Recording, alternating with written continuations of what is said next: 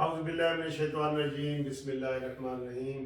قانونی T V channel کے منصف Afghan advocate کا سلام، شیخ عبد الرحمان ایڈوکیٹ کا سلام۔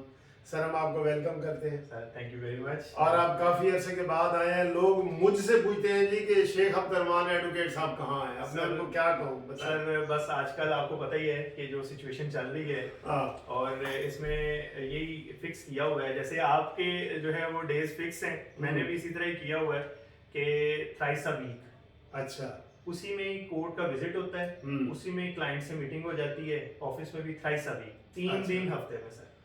تو یہی وجہ ہے کہ لیکن رہتے آپ پورا ہفتہ مصروف ہیں، 3 دن یہ نہیں کہ سوئے رہتے ہیں آپ؟ نہیں وہ بھی بتا دیں کہاں ہوتے ہیں۔ اللہ کا شکر ہے، اللہ کا شکر ہے، چونکہ سر اگر آن لائن جو ہے وہ کیسز وغیرہ ہم بک کر رہے ہیں، ہاں وہ تو 24 گھنٹے اویلیبل ہیں اور وہ سنڈے بھی ہوتا ہے۔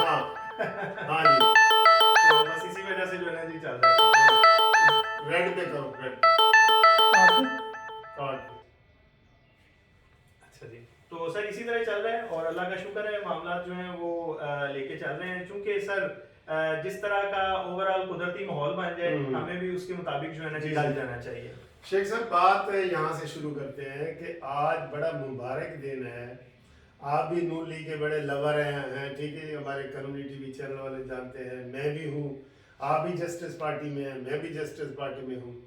تو آج کی ضمانت بتائیں نا، یہ شہباز شریف کی جو آپ دیکھیں نا پچھلے ہفتے کی لٹکائی ہوئی ضمانت، آج پھر اللہ تعالیٰ نے سرخرو کیا ہے، اور اس کے بارے میں تھوڑا سا بتائیں۔ الحمدللہ سر، سب سے پہلے تو تمام جو نون لیگ کے بہت اچھے فالوورز لوگ ہیں، بہت اچھے لوگ ہیں، جنہوں نے اس دور میں جب لوگ صرف عمران خان کا نام لیتے تھے 2011 کے جلسے کے بعد نا، بہت سارے لوگ جو ہیں وہ بلیک میل ہو گئے۔ اچھا، بہت سارے لوگ جو ہیں وہ جس طرح کی ہوا چلی اس کے پیچھے چل پڑے، لیکن کچھ لوگ ایسے تھے جن کو کنفرم تھا کہ یہ شخص فراڈ ہے، اور جو نواز شریف نے اس ملک کے لیے خدمت کی، شہباز شریف نے کی ہے، ان کو وہ ہمیشہ اپریشیٹ ہی کرتے رہے، چاہے وہ الیکشن سے پہلے کا انہوں نے اذیتیں کاٹی جیلوں کی اور اس طرح کے الزامات سہے اور ان کے خلاف جعلی اور جھوٹے کیسز بنے، اس کے باوجود لوگوں نے ان کی سپورٹ نہیں چھوڑی۔ اور آج جو شہباز شریف کی ضمانت کنفرم ہوئی ہے، اور اس میں جو ایک ڈرامہ کریٹ کیا گیا تھا کہ پہلے ایک جج صاحب نے سائن کر دیے اور دوسرے جج صاحب نے کہا کہ میں نے تو سائن ہی نہیں کیے، بلکہ انہوں نے ایک نوٹ دے دیا اس کے اندر، اعتراضی نوٹ، کہ مجھے تو ان تمام چیزوں کے اندر آبجیکشن ہے۔ تو بعد میں پھر چیف جسٹس صاحب نے دونوں کو دوبارہ سنا، ایڈوکیٹس کو، اور پھر فیصلہ دے دیا۔ سر پوائنٹ یہ ہے کہ یہ اس طرح کا ڈرامہ کریٹ کرنے کی ضرورت کیا ہے؟ اور ویسے بھی ایک شخص ہے، اس نے اگر ایک کام غلط کیا ہی نہیں، فراڈ کیا ہی نہیں ہے، تو اس کو اتنی دیر جیل میں کیوں رکھا گیا؟ یہ نیب جو ہے نا سر، وہ پہلے پکڑ لیتی ہے، کیس اس سے بنتا نہیں ہے۔ میں بھی تھوڑا اس کے بارے میں، شیخ صاحب نے بڑی اچھی باتیں کی ہیں ماشاءاللہ۔ اعظم نذیر تارڑ نے، جو آپ سینیٹر بھی ہیں اور ہمارے سینئر وکیل بھی ہیں، آپ کو پتہ ہے، مجھ سے سینئر نہیں ہے ویسے، میرے سے آپ سے سینئر ہیں، آپ بھی اب سینئر میں آ جاتے ہیں، آپ ہی سر اب سینئر میں آ جاتے ہیں۔ تو تارڑ صاحب نے کہا ہے جی کہ میری 27 سالہ وکالت میں کبھی ایسے نہیں ہوا کہ 2 جج بیٹھے ہوں اور اوپن کورٹ میں اناؤنس بھی ہو جائے کہ ضمانت ہو گئی ہے اور پھر تیسرے دن ایک جج انکار۔ جی بالکل صحیح۔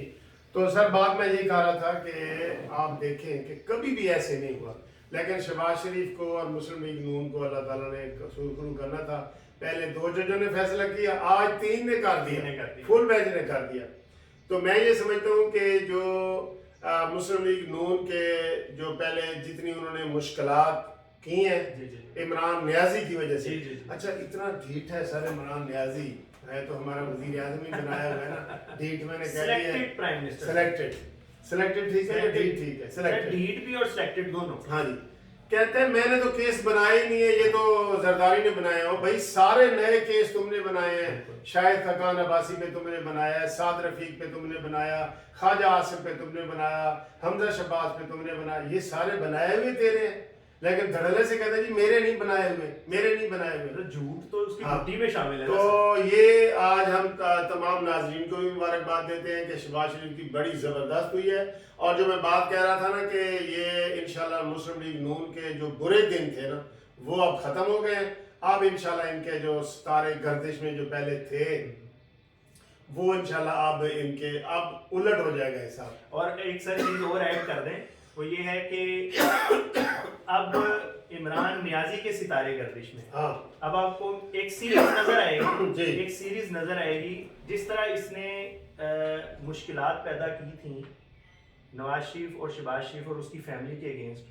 اب آپ یہ دیکھیں کہ بحران تو سر اس ملک میں تب سے شروع ہو گئے جب سے اس نے پرائم منسٹر یہ بنا ہے. ہاں جی ٹھیک ہے نا جی، اس کو جب سے پرائم منسٹر بنایا گیا ہے، سلیکٹ کیا گیا ہے، تب سے بحران شروع ہو گئے، چینی کا، گندم کا، عوام کو مہنگائی کا طوفان تب سے فیس کرنا پڑ رہا ہے.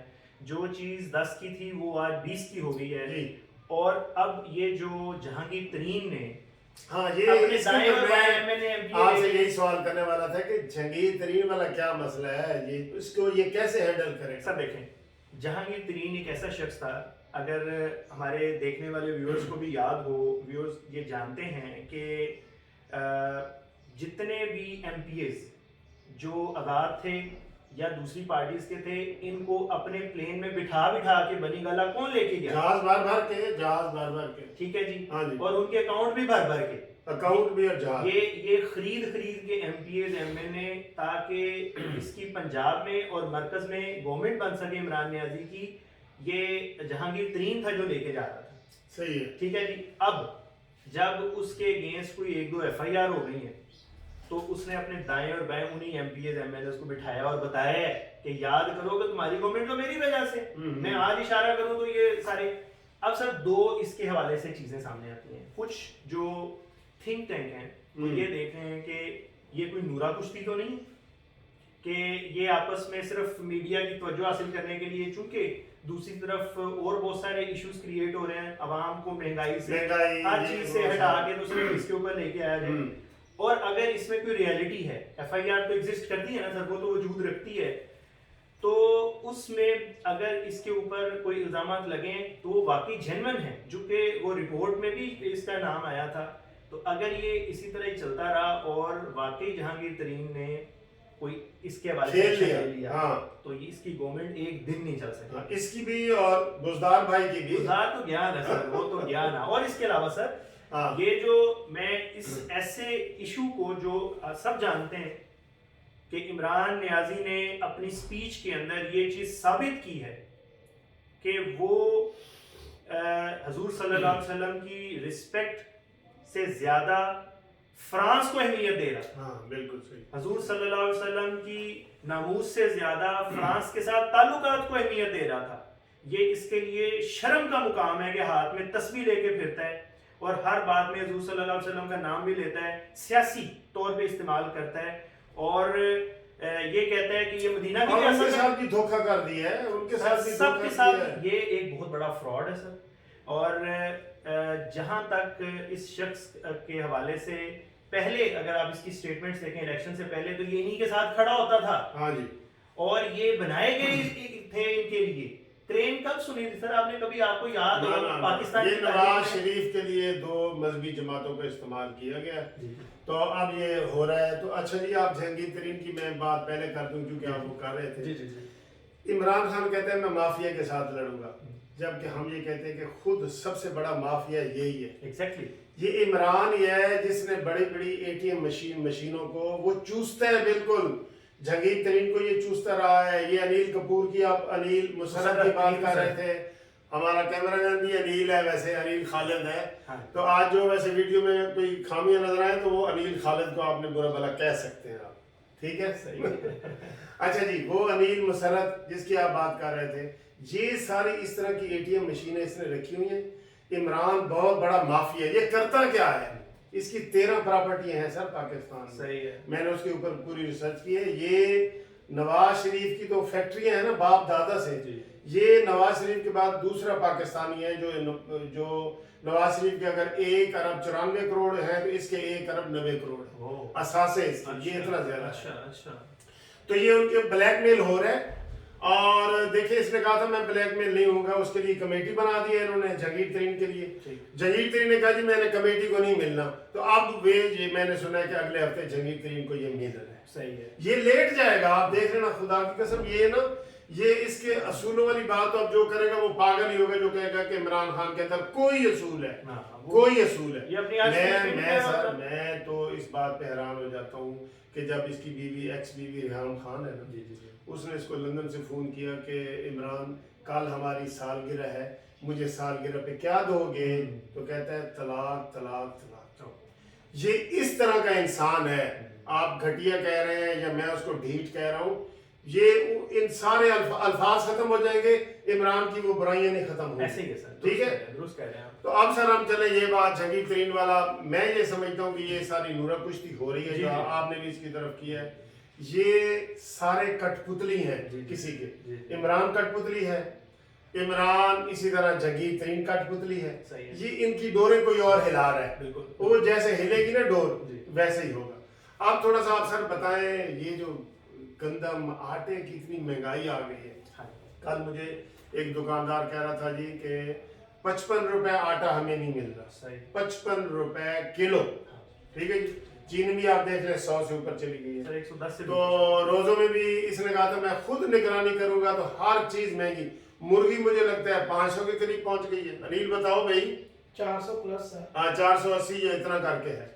تو اس طرح مہنگائی ہو رہی ہے۔ آپ ذرا خاص طور پہ میں آپ سے پوچھتا ہوں، آپ نے ریسرچ بھی کی ہے، آپ گندم کے حوالے سے ذرا بتائیں نا کہ یہ جو بیسک ضرورت ہے ہمارے غریبوں کی، سر اس کے اوپر بتائیں، پھر ہم پروگرام کا ختم کرتے ہیں۔ جی بالکل سر، اس کے اندر میں عرض کر دوں، میرے بھی اور آپ کے بھی بہت سارے کلائنٹس جو ہیں وہ ذمہ دار ہوتے ہیں، ان کے ذریعہ اراضیاں ہوتی ہیں، تو وہ وہاں پر اپنا سارا سیٹ اپ چلا رہے ہوتے ہیں اور ان کے کیسز بنتے وہ ہمارے پاس آتے ہیں، تو انہی سے ہمیں انفارمیشن ملتی رہتی ہے کہ رورل ایریاز میں کیا چل رہا ہے، ہم چونکہ اربن میں رہتے ہیں۔ اب سر معاملہ یہ ہے کہ پچھلے سال ہمارے بہت سارے ویورز جانتے بھی ہوں گے، پچھلے سال جو اس نے گندم کا ریٹ گورنمنٹ نے نکالا تھا وہ تھا 1200 روپے، ٹھیک ہے، 1200 روپے پر من۔ اس سال سٹارٹنگ میں 1800 روپے من اس نے ریٹ نکال دیا۔ 1200 کی بجائے 1800 گورنمنٹ خریدے گی، گورنمنٹ خریدے گی 1800 روپے، ٹھیک ہے۔ اب میں آپ کو سر عرض کر دوں کہ مشرف دور میں 560 روپے ریٹ تھا، ٹھیک۔ زرداری دور میں جب زرداری کا دور ختم ہوا، نواز شریف کی گورنمنٹ شروع ہونے سے پہلے 1150 پہ وہ چھوڑ دیا گیا۔ 1150، ٹھیک۔ نواز شریف کے دور میں تھرو آؤٹ 2018 تک 1100 1150 حد 1200 رہ گیا، 1150 سمجھ لیں۔ اس کے پیچھے یہ کنٹرول رکھنے کا کیا بینیفٹ ہوتا ہے کہ ایک عام آدمی جو غریب آدمی ہے اس کی روٹی مہنگی نہ ہو، اس کی روٹی پہ اثر نہ ہے، چونکہ دیکھیں نا سر روٹی کا سورس کیا گندم، اب جو گندم ہے وہ اگر مہنگی ہوتی ہے، جتنی مہنگی ہوتی چلی جائے گی ویسے ویسے روٹی مہنگی ہوتی جائے گی، ٹھیک ہے جی۔ اب جب اس نے 1200 سے 1800 کیا ریٹ، تو جو مڈل مین ہے، جو آڑتی ہے، اس نے بھی اپنا پروفٹ رکھنا ہے، اس نے اپنی بیچ میں سے کاسٹ رکھنی ہے۔ اب جب وہ سیل کرے گا یہ 2200 2300 پہ چلی جائے گی، پھر جو انویسٹر ہے اس نے وہ گندم جو ہے وہ اپنی گوداموں میں رکھنی ہے، اس سے پھر جو ہے وہ ریٹ اوپر جائے گا۔ اور پھر سب سے امپورٹنٹ بات، پہلے بھی یہ چیز آن ریکارڈ ہے کہ بزدار نے افغانستان گندم سمگل کروائی ہے، کچھ اس نے ایکسپورٹ کروائی، کچھ اس نے سمگل کروائی، اور اس وجہ سے یہاں پر بحران پیدا ہوا، اور یہ پرائم منسٹر نے خود ایڈمٹ کیا کہ مجھے غلط رپورٹ دی گئی تھی کہ اس ملک میں وافر گندم ہے، تو اگر باہر تھوڑی سی بھیج بھی دیں گے تو کوئی فرق نہیں پڑے گا۔ لیکن اس کے بعد ایک بحران پیدا ہوا، گندم آٹے کا ریٹ بہت زیادہ اوپر چلا گیا، اب تو سر ابتدائی ریٹ 2000 روپیہ ہو گیا۔ تو اس سے یہ ہوگا کہ اس سے کیا اثرات ہوں گے کہ روٹی مہنگی ہو جائے گی۔ اگر اب 10 روپے کی روٹی سپوز کر رہے ہیں تو وہ 18 روپے پہ چلی جائے گی، ٹھیک ہے جی۔ اور پھر آپ کو بتائیں، جیسے اگر حکومت جو ہے وہ صرف سیاست کرنے کے لیے کہ روٹی مہنگی کو ریٹ نیچے لے، تو نان بھائی والے جو ہیں وہ اسٹرائک بڑھائیں گے، وہ بھی بڑھائیں گے، ٹھیک ہے جی۔ تو مطلب یہ سارا اوورآل سسٹم اور مزید خراب ہونے جا رہا ہے، اور یہ پوائنٹ جو اٹھایا گیا ہے یہاں پر قانونی ٹی وی پہ، یہ اسپیسیفکلی صرف یہی ریزن رکھی گئی ہے کہ جناب غور کریں اس ملک کے اندر کیا ہونے جا رہا ہے، مہنگائی کا ایک نیا طوفان آنے والا ہے، روٹی جب مہنگی ہوتی ہے تو سب سے زیادہ غریب پستا ہے، اور یہ ہر سپیچ میں صرف غریب کر رہا ہوتا ہے۔ یہ آپ نے بڑی اچھی باتیں کی ہیں۔ عمران نے کہا تھا کہ اس دفعہ رمضان میں महंगाई के कंट्रोल की खुद निगरानी करूंगा। मैंने उसी वक्त ये ऐसे किया, मैं खलो जी मारे गए बंदे जेड़ी चीज थी उस्मान बुज़दार निगरानी करे या इमरान करे, समझो गई। दूध पे बिल्ली की रखवाली। हाँ, बिल्ली और दूध वाला हिसाब हो जाता है। अब देखें, आपको कोई चीज इस वक्त खजूर, फ्रूट, आटा, चीनी, कोई चीज रमजान में एक आइटम भी ऐसा नहीं जो सस्ता मिल रहा है। बिल्कुल सर, ऐसे ठीक है, क्योंकि इसकी निगरानी इमरान खान कर रहा है। पेशावर हाई कोर्ट के कमेंट्स भी, कल के कमेंट्स। हाँ जी, कल के कमेंट्स हैं। और देखें कितने सर दुख की बात है, 1 किलो चीनी लेने के लिए आपको शनाख्ती कार्ड दिखाना पड़ता है, बिल्कुल अंगूठे पे बोलने खाना पड़ता है इलेक्शन वाला, कि ताकि दोबारा कल फिर ना आ जाए। इमरान खान तेरे लिए ये शर्म का मकाम है। वैसे हमारा प्रोग्राम लंबा हो रहा है, हमारे पास बातें बहुत हैं। शेख साहब आपका भी बहुत बहुत शुक्रिया, और कैमरामैन अनिल खालिद का भी बहुत बहुत शुक्रिया। तो इंशाल्लाह अगली वीडियो में आपसे मुलाकात करते हैं। फिलहाल पहले हम कहते हैं ना, सत्य ही खैर है, फिलहाल कोई खैर नहीं है। ठीक है, खुदा हाफिज।